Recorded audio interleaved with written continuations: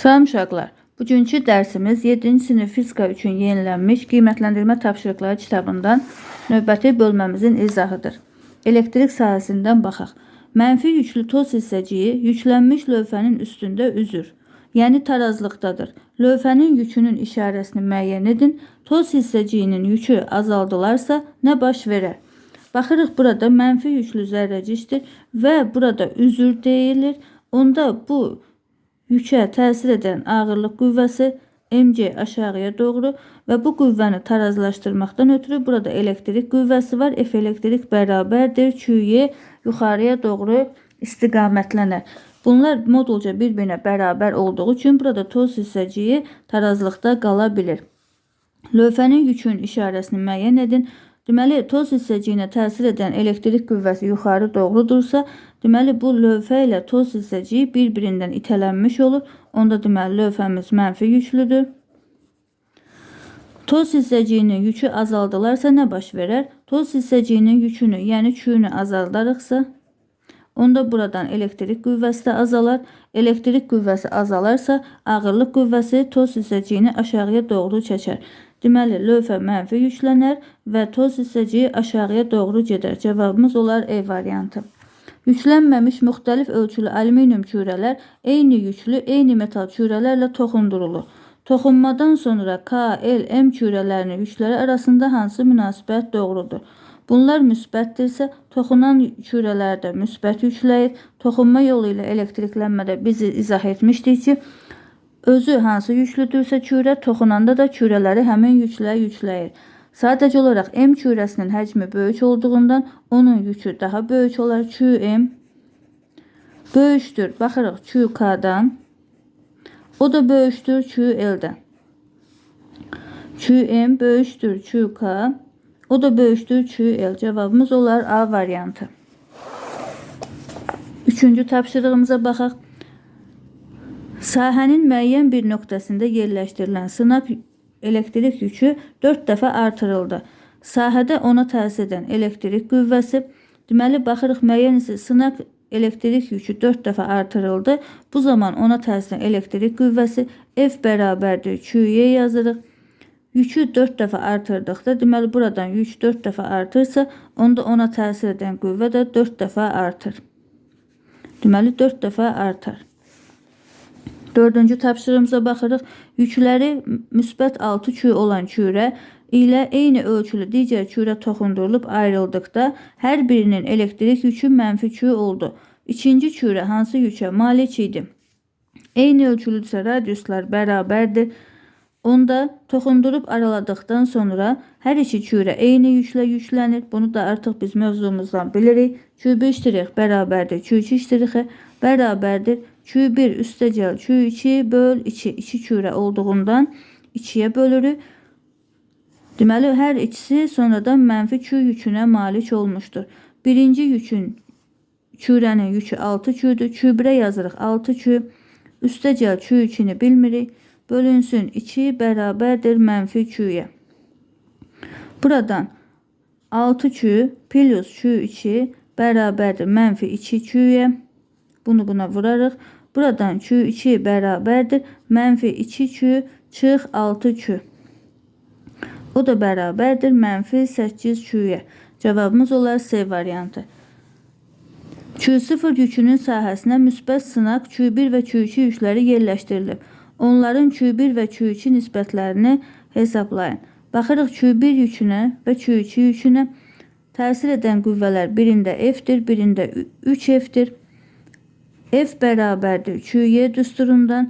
Baxırıq ki, qüvvələrlə yüklər düz mütənasibdir. Onda biz F1 böl F2 bərabərdir Q1 böl Q2 yaza bilərik. O da bərabərdir F1'imiz F'dir. F2'miz 3F'dir. Onda deməli Q1 bölünsün Q2 bərabər olar 3'də 1'ə. Cavabımız olar A variantı. Hansı ifadələr doğrudur? Müsbət yüklü toz hissəciyi yüklənmiş lövhənin üzərində üzür, tarazlıqdadır. Bu toz hissəciyinin yuxarı qaldırmaq mümkündürmü? Deməli, müsbət yüklü toz hissəciyi üzürsə, buna təsir edən ağırlıq qüvvəmiz aşağı Bu qüvvəni tarazlaşdırmaqdan ötürü elektrik qüvvəsi də yuxarıya doğru yönələr. Modulca bir-birlərinə bərabər olduğundan hissəcik üzür. Bu toz hissəciyini yuxarı qaldırmaq mümkündürmü? Toz hissəciyi yuxarı qalxmaqdan ötürü biz gərək burada elektrik qüvvəsini artıraq. Elektrik qüvvəsinin qiymətini artırmaqdan ötürü biz burada toz hissəciyinin yükünü artırmalıyıq. Bəli, toz hissəciyinin yükünün miqdarını artırmaqla doğrudur. Mümkün deyil, olmaz. Bəli, lövhənin yükünün miqdarını artırmaqla lövhənin yükünü.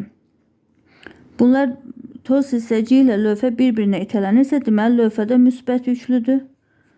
Onda lövhənin yükünü artırdıqda itələmə qüvvəsi daha böyük olar. Onda toz hissəciyi yuxarı qalxar. 3 də doğrudur. Yükü azaltmaqla olmaz. Lövhənin yükünün miqdarını azaltmaqla olmaz. Cavabımız olar 1 və 3. 7-ci tapşırığımıza baxırıq. 20 kilonewton böl kulon elektrik sahəsində 0,12 millinewton qüvvəyə məruz qalan toz dənəciyinin yükünü hesablayın. Deməli yazırıq. F bərabərdir Q-Y. Oradan bizə Q lazımdır. F böl Y. F'imiz 0,12 millinewtondur. 0,12 vur milli bilirik ki 10 üstü mənfi 3'tür. Newton 20 kilonewton böl kulon da 20 vur 10 üstü 3. Newton böl kulon. Bərabərdir. Burada hesablamamızı aparaq. Bu müsbət 3'tür. Yuxarı qalxanda olar mənfi 3. Deməli burada qalar 10 üstü mənfi 3. Vur 10 üstü mənfi 3. Bu eləyər 10 üstü mənfi 6. Burada qaldı 0,12 bölünsün 20. 0,12'ni 20'ye bölməkdən ötürü bunu da 100'e vurarıq. 12. 20'ni də 100'e vurarıq. Bölünsün 20 yanında da 2 sıfırımızı qoyarıq. 12'də 2'miz olar 6 dəfə. Yanına da deməli biz buradan 3 vergül ayırmalıyıq. Deməli 1, 2, 3. Eləyər 0,6. Kulon. Onu da yazarıq biz 6 millikulon. 8-ci tapşırığımıza baxaq. Müsbət Q0 yükü tərəfindən sınaq yüklərinə təsir edən qüvvənin istiqaməti göstərilmişdir. Uyğunluğu müəyyən edin. Baxırıq, müsbət Q0 yükü mərkəzdədir. Q1 yükü ondan itələnmişdir. Deməli onda bu müsbətdirsə, Q1 yükü ondan itələnmişdir. Deməli Q1 yükümüz də müsbətdir. Q1 müsbət yüklüdür. Deməli 1'e yazarıq B. Q3 yükü Q0 yükünə doğrudur. Deməli əks işarəlidir. Bu müsbətdirsə Q3 mənfidir. Q3 mənfi yüklüdür. Bura yazarıq A. Q2 yükünə heç bir qüvvə təsir etmirsə Q2 neytraldır. Yükü yoxdur. 2'ye yazarıq C. Q2 yükünü cəzb edir. Cəzb etmir. Q2 yükünü itələyir. İtələmir. Çünki Q2 yükümüz neytraldır. 9-cu tapşırığımıza baxırıq. Çevrənin mərkəzində mənfi işarəli 3 yükü var. Onun yaratdığı sahənin 1 və 2 yüklərinə təsir etdiyi qüvvələrin istiqamətləri və modulları göstərilib. 3-cü yükün 1 və 2-ci yüklərin yerləşdiyi nöqtələrdə yaratdığı elektrik sahəsinin intensivliyi neçə dəfə fərqlənir? Deməli baxırıq burada. Yenə Y bərabərdir F böl Q yazarıq. 1 və 2 yüklərinin yerləşdiyi nöqtədə istəyir. Onda yazarıq F1 Y1 Q yazarıq. Digərini Y2 bərabərdir F2 böl Q yazarıq. Bərabərdir F1'e yazarıq 1 bölünsün Q. Yəni elə F bölünsün Q kimi də yazarıq. F2'ye 5F bölünsün Q. 5F bölünsün Q. Deməli baxırıq, intensivliklə qüvvə düz mütənasib olduğundan ikinci yükə təsir edən qüvvə birinci yükə təsir edən qüvvədən 5 dəfə böyükdür. Onda deməli intensivlik də Y2 bərabərdir 5Y1 olar. Bir-birindən 5 dəfə fərqlənər. 10-cu tapşırığa baxaq. Əvvəlcə məsələnin şərtlərinə görə birinci və ikinci yüklərin işarələri necədir?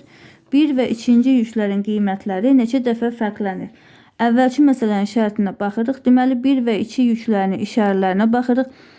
Burada mənfi yüklüdürsə 3 yükü, onda 1 ilə 3 cəzb olunduğundan 1 müsbətdir. Deməli 1 yükü müsbətdir, birinci yük. İkinci yüklə üçüncü yük yenə cəzb olunduğundan, deməli bu mənfidirsə, ikinci yük də müsbətdir. İkinci yükümüz də müsbətdir və onların yüklərin qiymətləri necə fərqlənir? Onda Q bərabərdir Y bölünsün F yazarıq. Onda burada deməli F'i böyük olanın, baxırıq buradan, burada biz Y bərabərdir F böl Q yazarıq. F bölünsün Q yazarıq. Və buradan bizdən yüklərin qiymətləri necə fərqlənir deyəndə Q-nü taparıq. Onda F bölünsün Y.